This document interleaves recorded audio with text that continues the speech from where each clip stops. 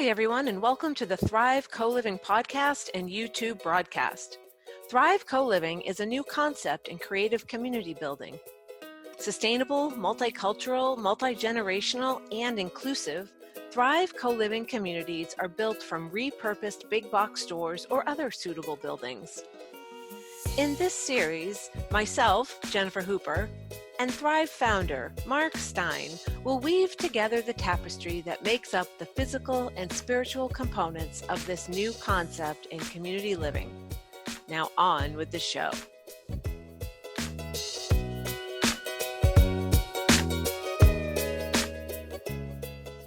Welcome to the Thrive Co-Living podcast. Today, this is episode 2. My name is Jennifer Hooper. I am the co-host of this podcast, along with Mark Stein, who is the founder of Thrive Co-Living.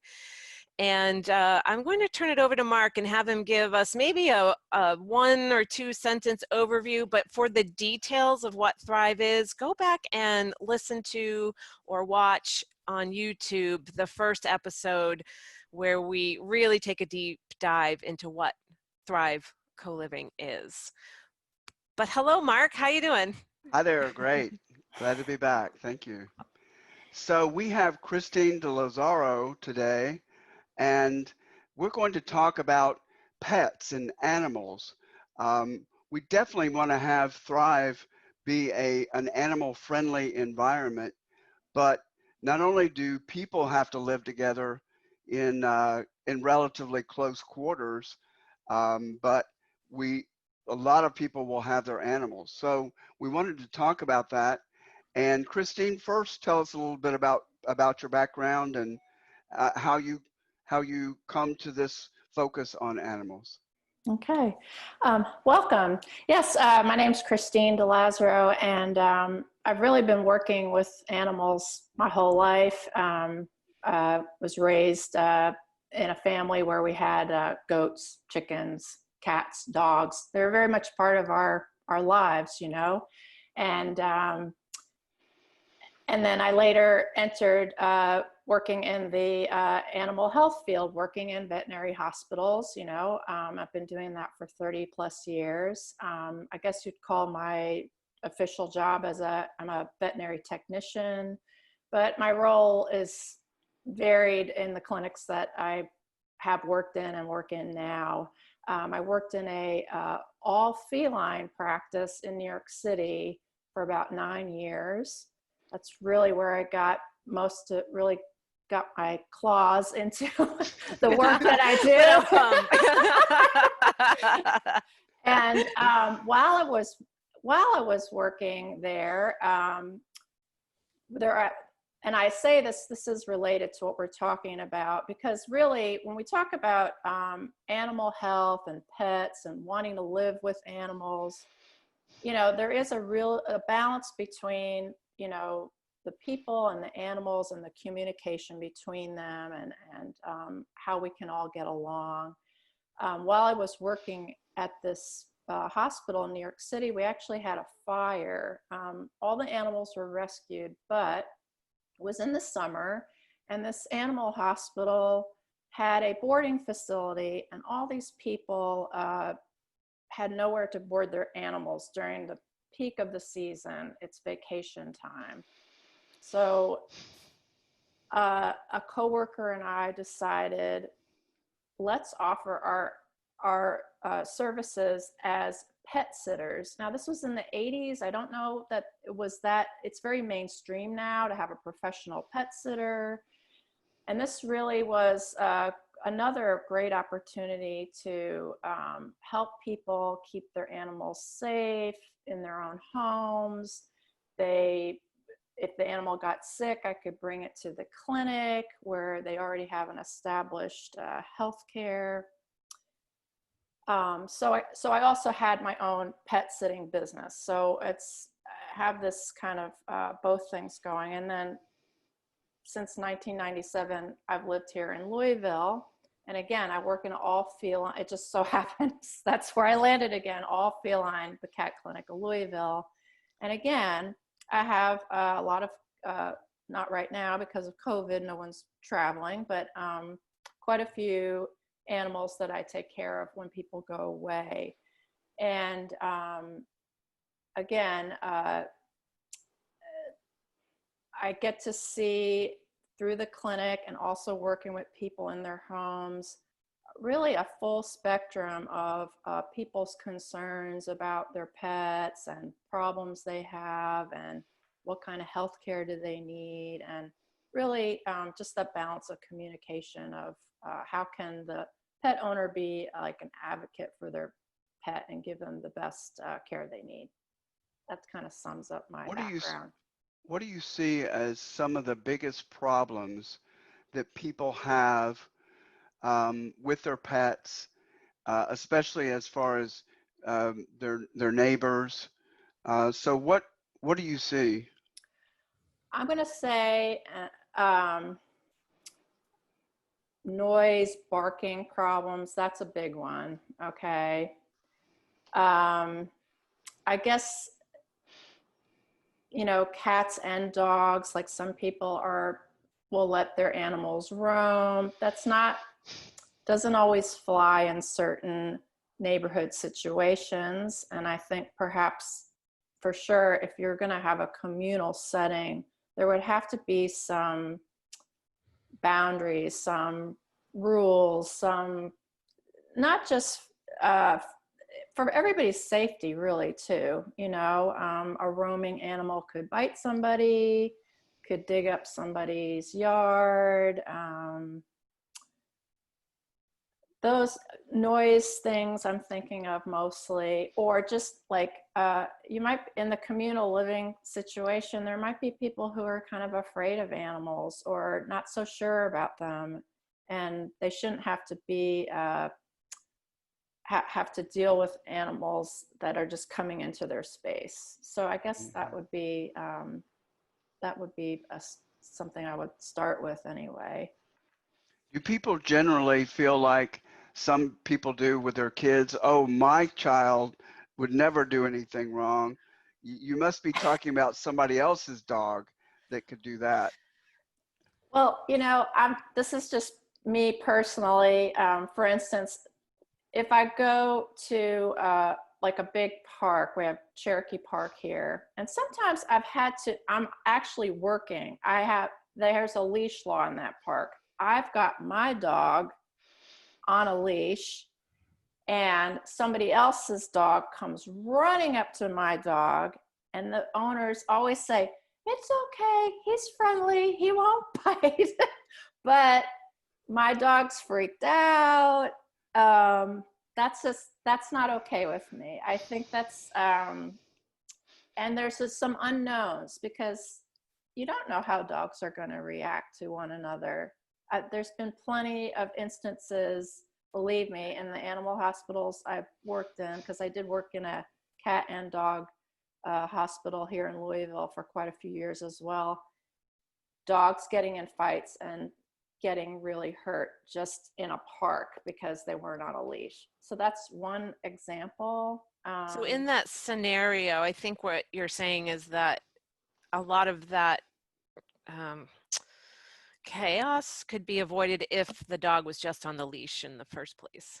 Correct. And another thing I would say too is sometimes I've just we had a really bad problem, I think a couple of years ago, where there was a canine virus that was running through it was just, dogs were getting sick and dying, and whole hospitals were having to clear out the shelters in the hospitals because they were trying to get this virus down and under control. And there were some vaccine protocols. So this is another thing. When you talk about animal health, you're also talking about just public health.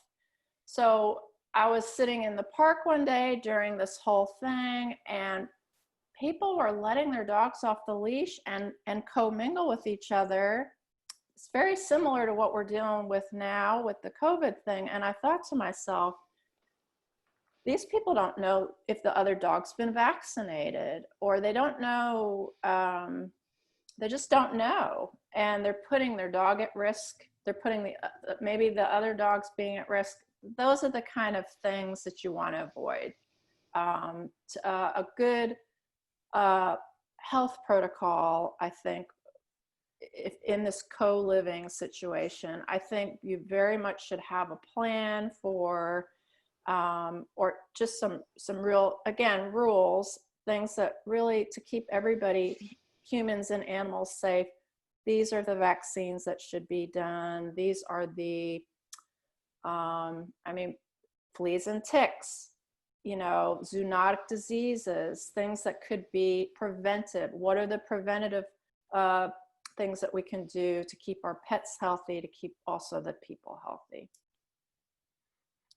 So those are some things. You know, a lot of people view dogs and cats differently in terms of leashes and that sort of thing. So, you know, sometimes you'll go into a business where they'll have their resident cat, you know, and it may be in some nursery or something where they're being a mouser, you know, they're doing their job. But do you, you know, so I could see cats more easily wandering around Thrive than dogs, but I guess they're really the same problems there. Yeah, I guess I guess that the areas that you would have a wandering cat would have to be very specific. Like, yes, you know, when I lived in New York City, it was always really, actually, I love when you'd go to a bodega or a little store and they had their little mouse or cat who would greet you at the door, and, you know, it was the store cat. The store cat's pretty cool.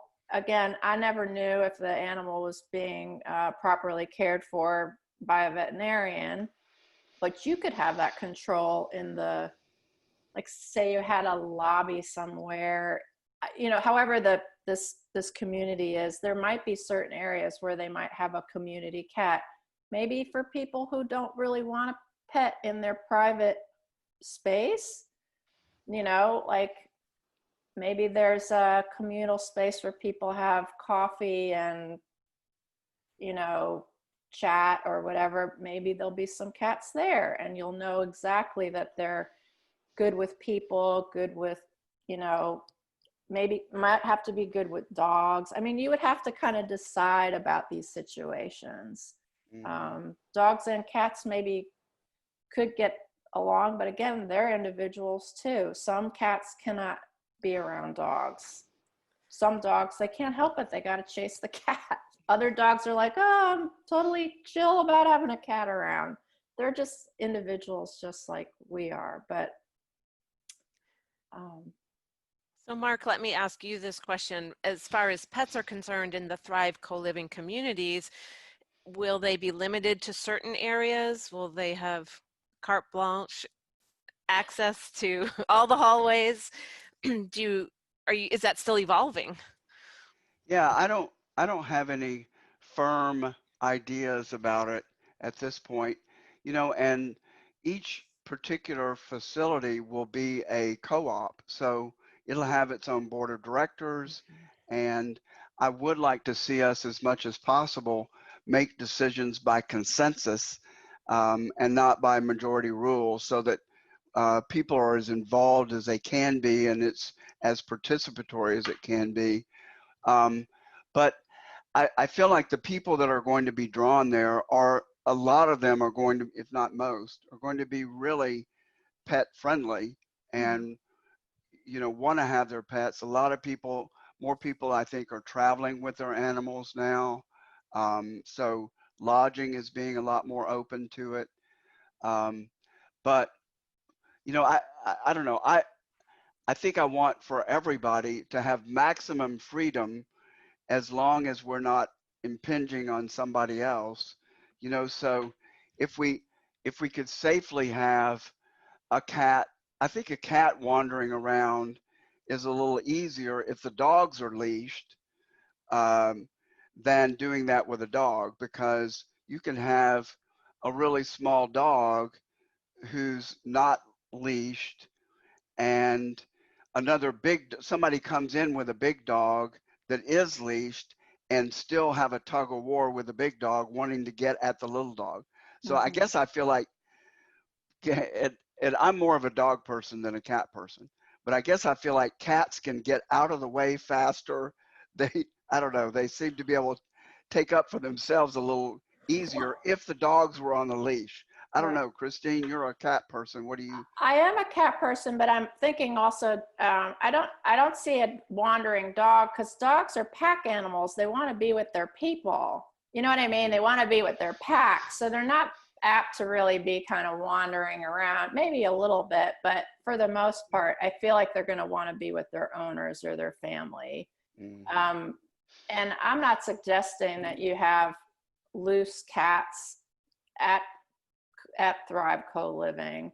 That could be something that might come up, but if you have people with cats that are, one idea I do definitely have, because I have it in my own home situation, is I have a screened in patio, and my cats they're indoor only, but this screened in patio is it's the best thing for the cats, because they feel like they're outdoors. They can watch birds, squirrels, any kind of rabbits that run in, bugs that crawl around. It really nurtures their lives to have that kind of, it's a safe space where they feel like they're outside, but they're protected against, say, another cat that might attack them, or a dog or whatever. They're not going to run off. I don't have to worry about them, and they're happy. So that might be an idea for people who want a cat in your community, but want something to enrich the cats. You know, whereas dogs, you can, I'm sure you're thinking maybe even a dog park for the dogs. Sure. You know, that would be, that I would, if I were a dog owner, and, you know, I'm not saying, I don't happen to have a dog right now, but I'm not against having a dog, but having a dog park on the facility grounds might be a nice idea. I think that would be amazing. No question. As a co-owner of a 90-pound dog who needs a lot of exercise, if it's right out my back door, that's very attractive and very appealing to me. Part of the space where I live. Absolutely. We have a hard time where we live right now finding a place where he can run and not be a danger to any other pets or any other people, but get the exercise that he needs. Yeah. I'm in. I'm all for it. And this is just another idea, because I mean, we're talking dogs and cats, because that's the majority of pets that people have. I don't, you know, if people have birds, again, those are going to be in their private spaces. The only problem I would think is if your neighbor had a really squawky bird. So some birds like to talk, parrots and things like that. If you have people who have reptiles, again, they're not going to be taking them out. They're going to have them, you know, I don't know how many reptile friendly people there are, but, you know, people have all kinds of things, you know. Just for I mean, this might be way too much, but some of these communities, I'm sure, are going to have gardens. So if you had chickens, or, you know, like I said, I grew up with goats, the manure from that could be used in the gardens. I mean, these are just ideas of, I guess, the people who would have the chickens and the goats, that could either be, I mean, that could be really part of the community. It wouldn't have to just be like, well, I'm coming with my chickens, where can I put the coop? But that might be the start, you know, the person who really knows about chickens and has a coop idea, and then gets other people to help them take care of the chickens. And then everybody has eggs, and then you have manure for the community garden. I mean, that's a beautiful thing right there, you know. In fact, we're really looking into hydroponics, aquaponics, which is hydroponics, growing plants in liquid, but aquaponics introduces fish into it, into the ecosystem, because the plants will consume 90% of the nutrients that the fish produce from their excrement. And then chickens are a great addition because the fish, mostly tilapia is grown in aquaponics, they love chicken manure. And Oh, wow. I've seen some where the chickens would perch above the fish, and the fish are down there just gobbling it up No when kidding. they gobbling the excrement. So It's yeah, recycling at its Yeah, best. that's amazing. Yeah, um, I wouldn't mind having a co-share in a chicken coop. I sort of love that idea. I love the fresh eggs, and I wouldn't mind having a responsible piece of it. But the thought of being the only um, or being solely responsible for a chicken coop is what keeps me from having one now. It just seems yep. too much. Yeah, but I Um, love that idea. yeah, And I know this is way out there, and I probably will be reeled in on it, but I've even envisioned having an all pets playground where it could accommodate different sized dogs, cats, and have certain areas that were designated for cats where they'd be protected from the dogs, and birds and squirrels and fish and reptiles, each having their own little area. Um, so we'll see if that happens. Um, I think you need a creative architect for that. Yes. I love your optimism. It's great. just a fun place for people to bring their animals, because people who have birds, and I know a few of them, but they love their birds and they're Mhm. attached to their birds just like I am to my dog. Mhm. And you know, and I've seen and heard of people with their fish, that they love their fish. So whatever animal people are drawn to, that's just, they love them like we do ours. So Sure. And Definitely. I think an important component to think of, I don't know, it's just that if you're going to have all these animals involved living um, in this area, in this special co-living situation, um, the idea of veterinary care should be addressed. Like any animal that's living on the property should have a veterinarian, whether it's the chickens or the individual who has her cat or dog has chosen their own veterinarian.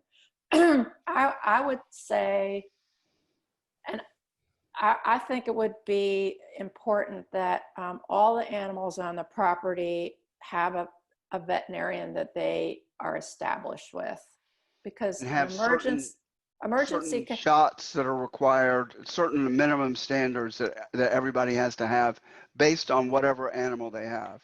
yes, yes. And also in case of an emergency too, that you'd already have a veterinarian that's established. You're not like going, oh, where do we take this animal, or where do we take this chicken, or, whatever it is, that is an important, that's very important. It's just as if you have a doctor, or your child, you have a pediatrician for your child. I don't see the difference. I think that if you're going to have this co-living work, that just has to be part of it. Maybe we should, I mean, each person would probably have their own preference, but maybe we should have a designated vet, that if in the absence of somebody having one, that they'd be our Thrive veterinarian, You that might we have could call.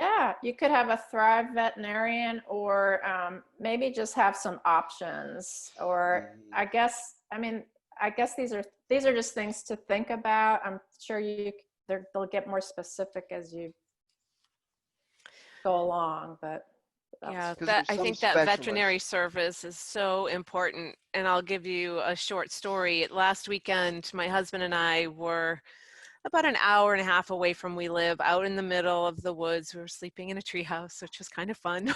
Cool. But the dog went after a porcupine and got a paw full of quills, neck, tongue out, Oh, and oh, we called oh. all the vets in the area. It was about 4 o'clock. They were all shutting down, and either they wouldn't take us because he wasn't already a patient, or they said we don't have time or we don't have anybody. So we had to go an hour and a half back to where we live for the emergency vet, and an Oh, hour and a half back to the woods. But he's oh, okay. But having access and quick access available at Thrive, I think would be fantastic. I mean, Maybe hopefully we there can won't be any attract porcupine. a vet. Maybe Yeah, we can attract a vet to yeah, come live there. that would be there you go. amazing. Well, that's the other thing I was thinking of too. You know, I told you part of my background is a pet sitter. Mostly it's been cats Mm. and dogs. I have a few rabbits that I take care of.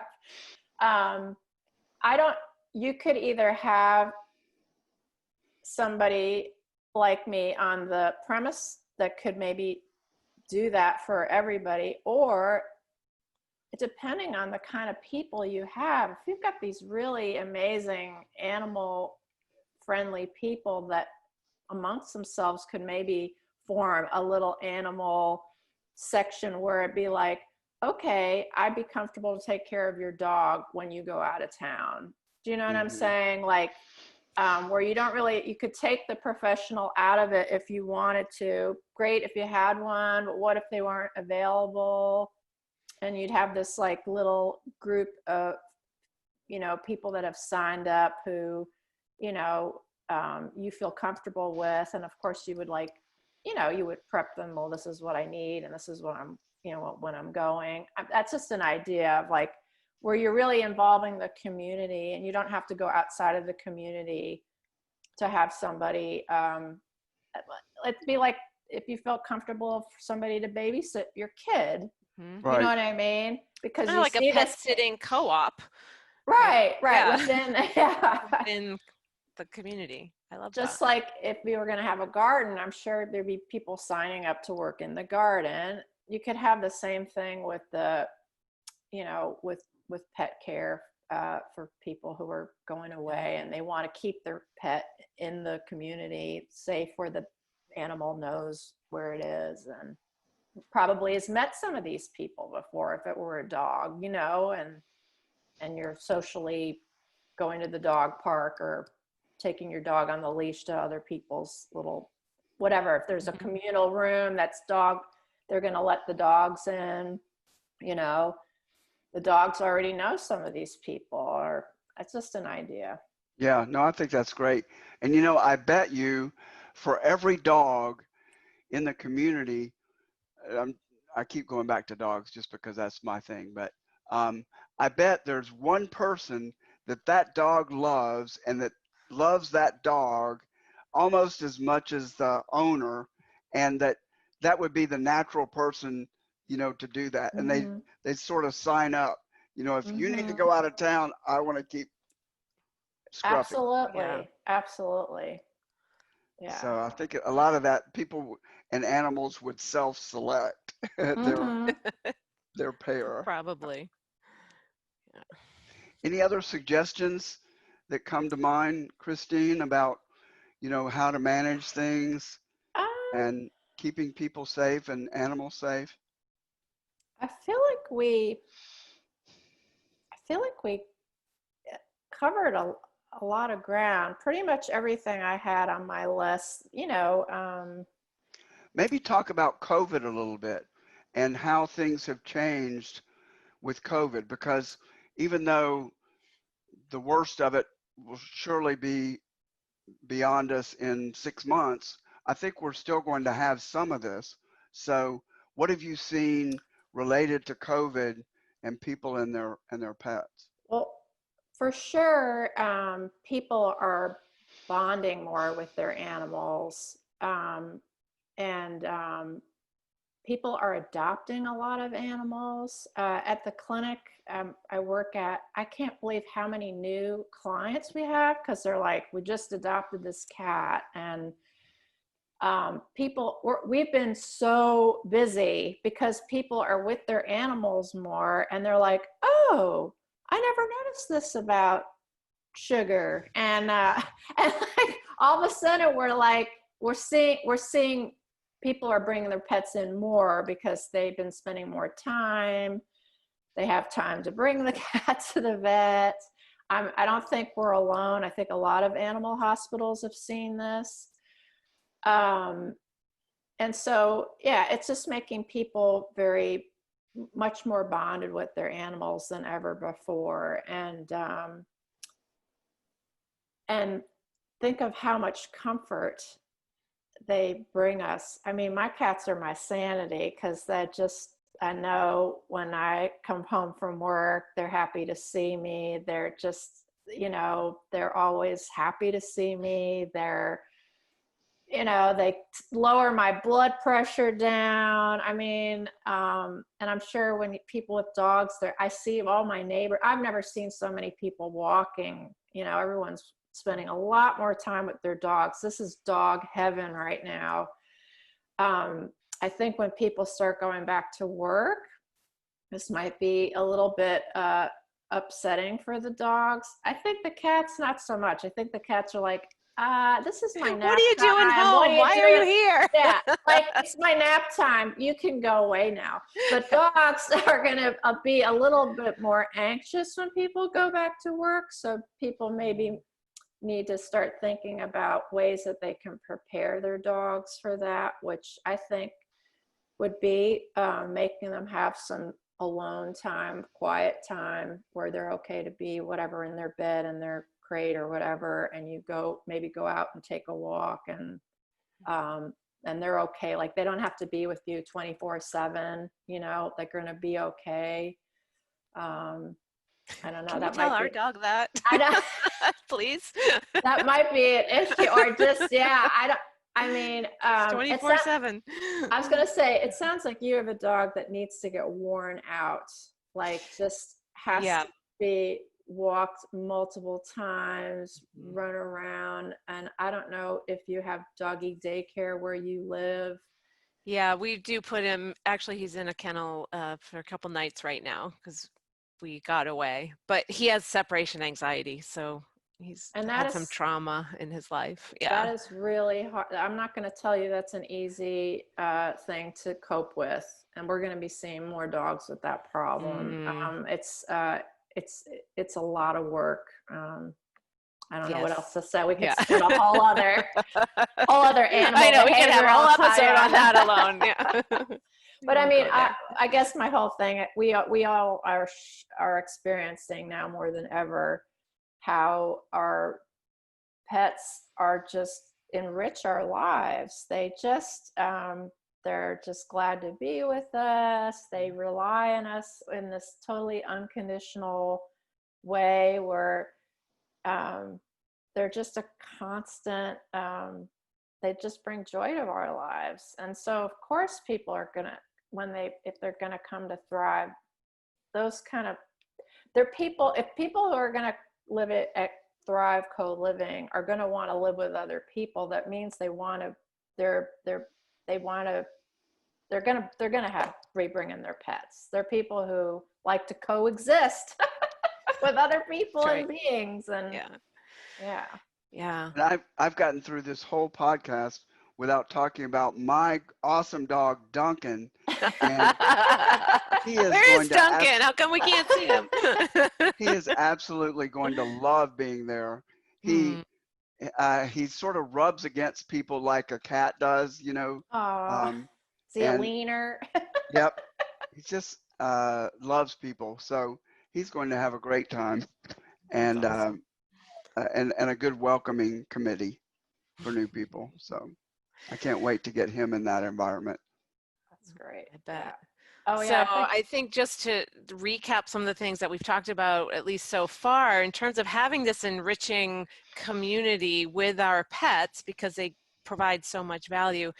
right from the beginning, there have to be some kind of rules or protocols and really good communication between pet owners, between Thrive community members, residents, and the pets themselves. Right. All of that communication has to be very, very clear and defined up front. Animals need to have their vaccinations. They have to be up to date and current, and we minimize as much as possible that, possibility of spreading a disease. There may be limited areas for pet access because not all people are pet people. My mother is one of them.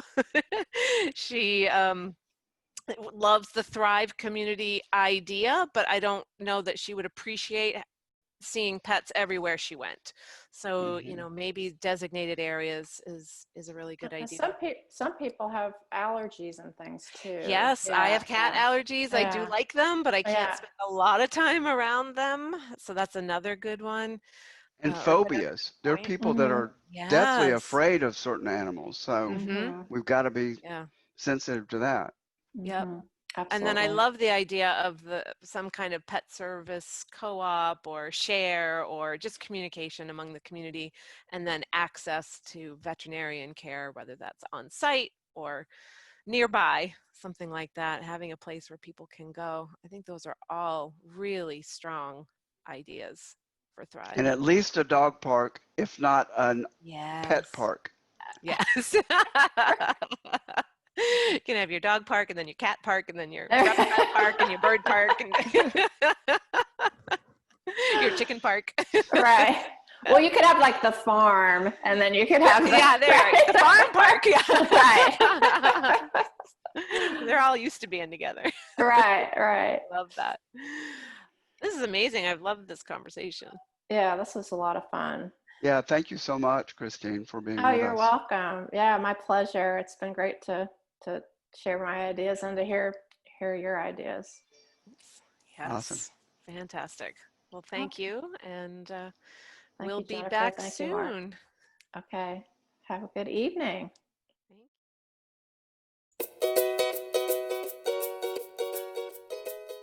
Thanks for joining us on this episode of the Thrive Co-Living podcast and YouTube broadcast.